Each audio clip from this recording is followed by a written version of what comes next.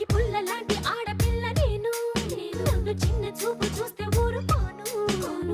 ఎందులోని నీకు నేను తీసిపోను నా సంగతేంటో తెలుసుకోవా పోను పోను అచ్చమైన పల్లె రాణి పిల్ల నేను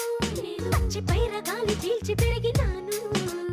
ఏరి కోరి గిల్లి కజ్జా పెట్టుకోను నిన్ను చూస్తే ఇల్లగుండా ఉండలేను హై హై హై హే సూటు మూడు స్టైల్ సుందరా